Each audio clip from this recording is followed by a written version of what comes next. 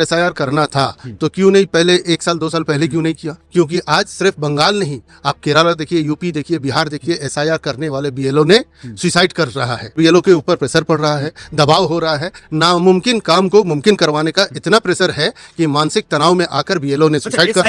ये बंगाल में रहने वाले, चाहे वो बाहर से भी आए हुए हैं जो बंगाल में बस चुके हैं, उनके अंदर भी ये सहूलियत आ चुका है कि बंगाल में किसी भी तरीका जात धर्म का विभाजन करके सियासत नहीं कर पाए। नहीं होगी, मार के यहाँ से भगा दिया जाएगा। हम लोग जब से सियासत के आंगन में आए हुए हैं तो देखते थे कि सियासत में वोट का रिगिंग होता था, वोट लूटा जाता था, तो वो पॉलिटिकल पार्टी ले करता था। लेकिन इस बार चिंता का बात यही है कि हम जो कॉन्स्टिट्यूशन में विश्वास करते हैं, उनका जो स्तंभ है इलेक्शन कमीशन, आज इलेक्शन कमीशन को इस्तेमाल कर रहे हैं ये बंगाल जीतने के लिए। नमस्कार, मैं दानिश अंसार और आप देख रहे हैं पीआरवी। इस वक्त पश्चिम बंगाल में मौजूद है। यहाँ पे एसआईआर को लेकर मामला गरमाना हुआ। दूसरी तरफ बीजेपी जो है फुल तैयारी में है यहाँ पे कि इस बार जो है टीएमसी का सुपड़ा साफ कर दिया जाएगा। तमाम लोग हैं, उनसे बात करते हैं कि क्या कुछ चल रहा है इस बार, जमीनी हकीकत क्या टीएमसी जो है सुपड़ा साफ माना जाए इस बार, क्योंकि एसआईआर हो गया, कह रहे हैं कि 50 लाख वोट तो टीएमसी का कट जाएगा। ऐसा कैसे? एसआईआर का मतलब क्या है कि किसी का वोट काटना? बीजेपी तो कह रही है कि जो घुसपैठी ममता जी ने बुलाई थी सब कट जाएगा। देखिए, बंगाल में हम लोग समझते हैं बीजेपी मतलब जुमला पार्टी, भारतीय जुमला पार्टी, तो उसका जुमला का जवाब हम लोग क्या दे? ये तो एक जुमला है, ये पागलपन है। एसआईआर एक इंडिपेंडेंट बॉडी इलेक्शन कमीशन, उनके कार्रवाई है, तो वो अपने हर 10, 20, 15 साल बाद जो होता है, जैसे 2002 में हुआ था तो इस बार 2025 में हो रहा है, तो एसआईआर अपना काम कर रहा है। तो दीदी को हो रही है थोड़ी बहुत? नहीं, दिक्कत इसलिए हो रहा है क्योंकि एसआईआर करने के लिए जो मुहूर्त चाहिए था, जितना समय चाहिए था, वो नहीं है। जो करने का जो समय अभी चुना गया है, क्यों अगर एसआईआर करना था तो क्यों नहीं पहले 1 साल 2 साल पहले क्यों नहीं किया? क्यों नहीं इनफ टाइम देके किया गया? अचानक 1 महीने के अंदर आज हम सब, दीदी ममता बनर्जी जो कह रही है, हम सब जो कह रहे हैं, आज वो दिख रहा है प्रैक्टिकल में।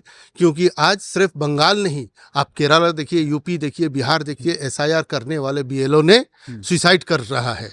तो इसका मतलब कहीं ना कहीं ममता बनर्जी इज राइट कि इनके ऊपर, बीएलओ के ऊपर प्रेशर पड़ रहा है, दबाव हो रहा है, नामुमकिन काम को मुमकिन करवाने का इतना प्रेशर है कि मानसिक तनाव में आकर बीएलओ ने सुसाइड कर। एसआईआर ममता दीदी का खेला बिगाड़ेगा तो नहीं बंगाल में? नहीं, कोई भी नहीं। एसआईआर करे, सेंट्रल फोर्स लाए, कैबिनेट मिनिस्टर अपना डेली पैसेंजरी करे। 2021 में आपने देखा था कि पूरा केंद्र सरकार का कैबिनेट मंत्री, प्रधानमंत्री से लेकर अमित शाह, सभी यहाँ डेली पैसेंजरी कर रहे थे।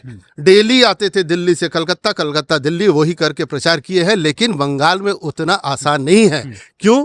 क्योंकि बंगाल में विकास है, बंगाल का अवाम अलग मिट्टी से बना हुआ है। बंगाल में गुंडाई कर दिया, गुंडा पैदा किया और गुंडा को संरक्षण दे रही है, और इस गुंडे राज को अमित शाह कह रहे हैं हम खत्म करेंगे। देखिए, गुंडा राज खत्म करने के लिए तो हमारे योगी जी ने बुलडोजर चला रहे हैं। गुंडा राज खत्म करने के लिए बुलडोजर चला रहा है, तो इसका मतलब गुंडा राज है कहाँ? यहाँ तो कहीं बुलडोजर नहीं चल रहा, यहाँ तो कोई क्रिमिनल एक्टिविटीज उतना नहीं। संरक्षण दे रही है सबको। संरक्षण दे रही है? किस बात का संरक्षण? किसको संरक्षण दे रही है? कोई इस तरह का आरोप बेबुनियाद है, बेसलेस है, नॉन पॉलिटिकल उन लोग का सोच से ये सब आ रहा है। बंगाल को मोदी के चेहरे से एलर्जी क्यों है? काम तो किया उन्होंने भी, काम किया, हाँ किया है उन्होंने, बेच दिया है, रेल बेच दिया है, सेल बेच दिया है। केंद्रीय संस्था, उनको सरकार में बैठाया गया है सरकार को चलाने के लिए, सरकारी संस्थाओं को बेचने के लिए नहीं। तो आज वो सोनार बंगला का जो दावा बेचाराम हो गया है, नरेंद्र मोदी का नाम हो गया है बेचाराम, बेचाराम उसको माना जाता है। तो ये सोनार बंगला है। ममता बनर्जी का जो विकास, आपने अगर उनका रिपोर्ट कार्ड देखिएगा, केंद्र की योजनाएं लागू नहीं हो पा रहा है, बंगाल आगे नहीं बढ़ पा रहा है, ये तो बीजेपी कह रही है। केंद्रों में की योजना टीएमसी रोक लगा देती है। आज सेंट्रल गवर्नमेंट जो फंड ममता बनर्जी को, एक सरकार यहाँ से जीएसटी टैक्स ले जा रहे हैं, लेकिन उनका बंगाल एक सरकार का हक नहीं दे पा रहा है। एक फेडरल स्ट्रक्चर में एक राज्य के ऊपर ये तानाशाही राज चला रहे हैं मोदी जी। उन्होंने हम लोग का हक का पैसा रोक के रखा है। यहाँ 100 दिन का काम का, 100 दिन का काम का डेली वेजेस जो मजदूर है, उन लोग को पैसा नहीं दिया जा रहा है। आपके पास आते क्या लग रहा है, जमीनी टीएमसी खसक रही है? नहीं, कौन बोला? टीएमसी रहेगी। मोदी का जादू नहीं चल रहा है? नहीं चलेगा, यहाँ किसी का जादू नहीं चला, ना अमित शाह का चलेगा, ना जोगी का चलेगा, ना मोदी का चलेगा। खेला नहीं बिगड़ेगा, खेला होगा, खेला होगा, होगा खेला होगा। तो दीदी जीत रही है खेले में। जीतेगा, आराम से जीतेगा। अच्छा, कोई काम अच्छा बताइए दीदी का। दीदी सब काम किया, रास्ता घाट पूरा काम, सब काम किया। चल रहा है ठीक। हाँ ठीक चल। काम है कुछ दिखाने के लिए कि बस आज देखिए पूरा बंगाल में 12,000 से ऊपर किलोमीटर का रास्ता आज 29,000 30,000 गांव के संग जोड़ा गया है। ये ममता बनर्जी अपने अकेले बंगाल के फंड से किया गया है। अच्छा, ये जो हिंदू मुसलमान हो जाता है चुनाव के वक्त, खासकर चुनाव प्रचार में हो जाता है, इसको ममता कैसे रोक पाएंगी? हिंदू मुसलमान को रोकने के लिए ममता बनर्जी का जरूरत नहीं है। ये बंगाल की मिट्टी है, बंगाल की सियासत है, बंगाल के रविंद्रनाथ ठाकुर है, बंगाल के नजरुल इस्लाम है। उनके दिया हुआ शिक्षा में ये बंगाल में रहने वाले, चाहे वो बाहर से भी आए हुए हैं जो बंगाल में बस चुके हैं, उनके अंदर भी ये सहूलियत आ चुका है कि बंगाल में किसी भी तरीका जात धर्म का विभाजन करके सियासत नहीं कर पाए। गुजरात की शिक्षा हावी नहीं होगी, मार के यहाँ से भगा दिया जाएगा, गाल में थप्पड़ मार के, जैसे 2021 में उन्हें जनता ने राय अपना दे चुका था, वैसे ही फिर इस बार भी दोनों गाल में थप्पड़ मार के बीजेपी को चाणक्य चलेगी कि नहीं, सियासत नहीं चाणक्य को कैसे देख रहे हैं? वो चाणक्य किसके लिए है वही जानते हैं, लेकिन हम लोग के लिए तो वो चाणक्य नहीं है, वो एक खूनी है। वो गुजरात के एक खूनी असामी है। कौन? अमित शाह खूनी असामी है। गोधरा कांड से लेकर सब कुछ में उनका हाथ है।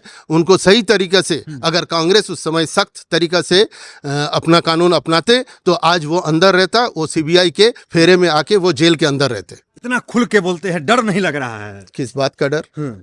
ये डेमोक्रेसी में हम लोग विश्वास करते हैं, जो हक बात है वो बोलते हैं।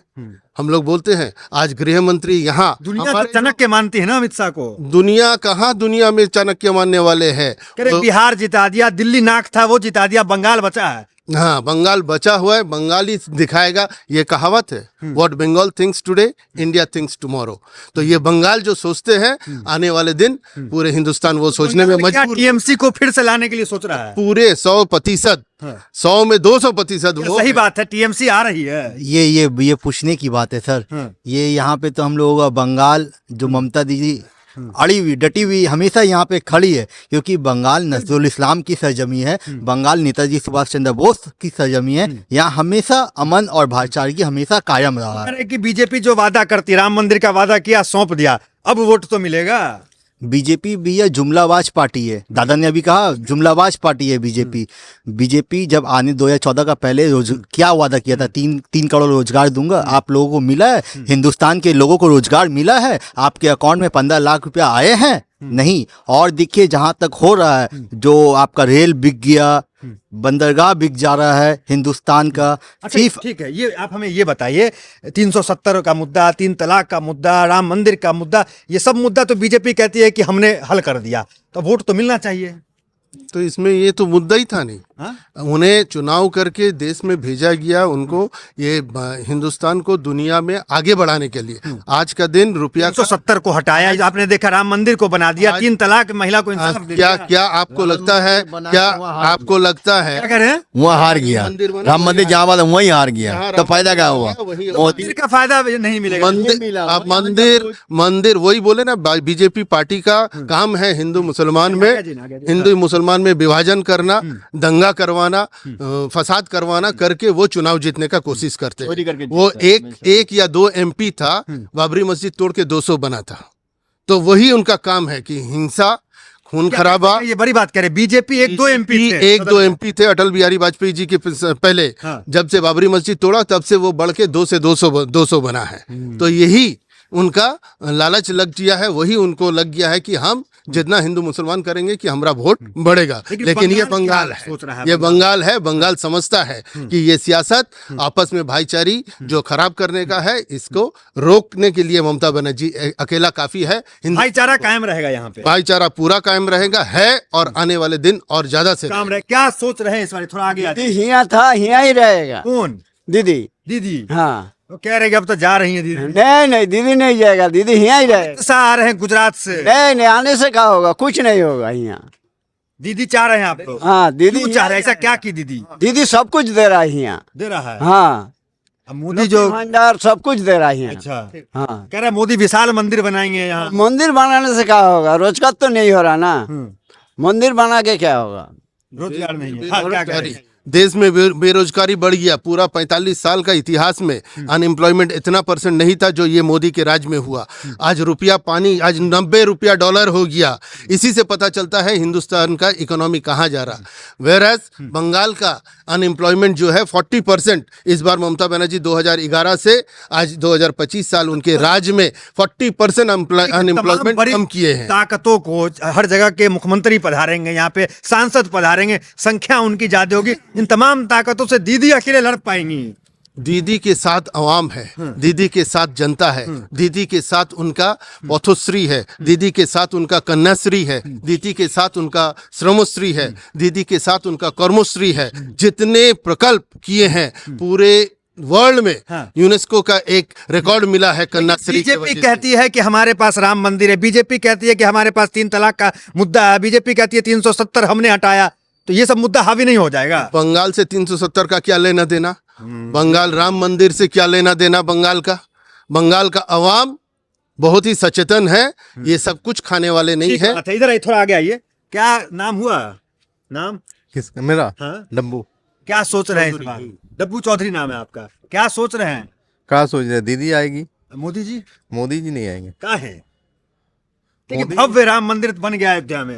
अयोध्या में बन गया, बंगाल में दीदी छोड़कर और कोई नहीं है। क्यों दीदी क्यों? सियासत का क्या लेना देना? और राम मंदिर करके क्या मोदी जीत जाएगा? कभी नहीं जीतेगा। दीदी आ रही है, दीदी आ रही काम किए हैं दीदी, कुल मिला के दीदी का माहौल लग रहा है। काम किए हैं दीदी, मेडिकल कॉलेज बनाए हैं दीदी, रास्ता बनाए हैं दीदी। यहाँ हर एक लक्ष्मी भंडार में कितना करोड़ों रुपया वो उन्होंने औरत को दे रहे हैं। तो स्वास्थ्य साथी कार्ड लाखों लाखों रुपया आज आदमी का बेनिफिट हो रहा है। आदमी आज दुश्चिंता मुक्त हो चुका है कि एक स्वास्थ्य साथी कार्ड है मतलब हम सुरक्षित हैं।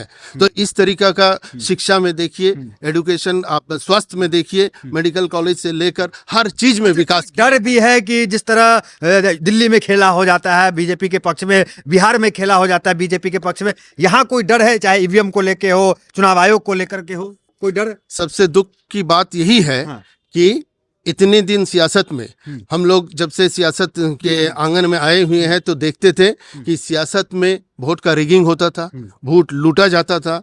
तो वो पॉलिटिकल पार्टी ने करता था, कहीं थाना पुलिस को साथ में लेकर करता था, प्रशासन को साथ में लेकर करता था। लेकिन इस बार चिंता का बात यही है कि हम जो कॉन्स्टिट्यूशन में विश्वास करते हैं, उनका जो स्तंभ है इलेक्शन कमीशन, आज इलेक्शन कमीशन को इस्तेमाल कर रहे हैं ये बंगाल जीतने के लिए। मतलब पहले पार्टियां करती थी, नेता करते थे बूथ लूटने का और तमाम, अब इलेक्शन कमीशन कर रहा है, ये कह रहे हैं आप? आज इलेक्शन कमीशन को इस्तेमाल किया जा रहा है। ज्ञानेश कुमार पे सवाल उठ ये रहे हैं। पूरा ज्ञानेश कुमार के, ये तो ज्ञानेश कुमार कौन है, कैसे बैठाया गया, इलेक्शन कमीशन चुनने का तरीका क्या था, चुनने का एक इलेक्शन कमिश्नर जो चुनने का तरीका था वो कानून पूरा चेंज कर दिया। नियुक्ति भी फर्जी मान रहे हैं आप? ये पूरा चेंज कर दिया उन्होंने, करके अपना पॉकेट के आदमी बैठाते हैं। ये जो ज्ञानेश कुमार की नियुक्ति, इसको भी आप फर्जी मान रहे हैं? जो मुख्य चुनाव आयुक्त हैं, मुख्य चुनाव जरूर इनके, ये आज सेंट्रल गवर्नमेंट के इशारा पे नाच रहे हैं, जबकि उनको एक निरपेक्ष इलेक्शन कमीशन देश में चुनाव करवाने के लिए बैठाया गया है, आवाम के राय जानने के लिए बैठाया गया है। लेकिन वो काम कर रहे हैं एक केंद्रीय सरकार के पार्टी की। ये चिंता है, ये चिंता है और ये दुख है। ईवीएम को लेकर चिंता है, ये चिंता है और एक दुख है कि इस तरीका से हम लोग हिंदुस्तान में जो democracy, constitution, Ambedkar, doctor BR Ambedkar के दिए हुए कॉन्स्टिट्यूशन में विश्वास करते हैं, उस के स्तंभ एक जो इलेक्शन कमीशन है आज वो इस जगह पहुंच चुके हैं। लेकिन क्या तैयारी, इसको लेकर कोई तैयारी है कि अगर कुछ घपला घोटाला कुछ होता है ईवीएम में या फिर कहीं भी, तो उसके लिए कोई तैयारी?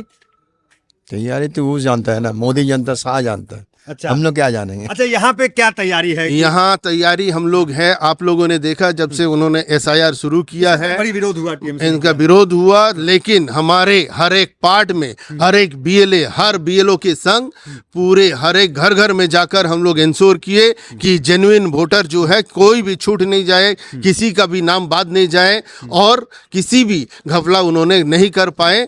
अब बाकी नतीजा हम लोग इंतजार कर रहे हैं 9 दिसंबर, 11 दिसंबर के बाद जो रिजल्ट आने वाला है, फाइनल लिस्ट जो निकलने वाले हैं। चलिए बहुत बहुत धन्यवाद। यहाँ पे हमने बातचीत की SIR को लेकर, यहाँ पे क्या मुद्दा है, क्या आपको समझने का काम हो गया होगा और यहाँ पे क्या लोग सोच रहे हैं, क्या TMC वापसी करेगी, क्या बीजेपी जो है वो यहाँ पे सत्ता में आ सकती है, नहीं आ सकती है, माहौल आपको पता चल गया होगा। तो फिलहाल इस वीडियो में इतना ही, मिलता है वीडियो से मेरे साथ। बहुत बहुत धन्यवाद।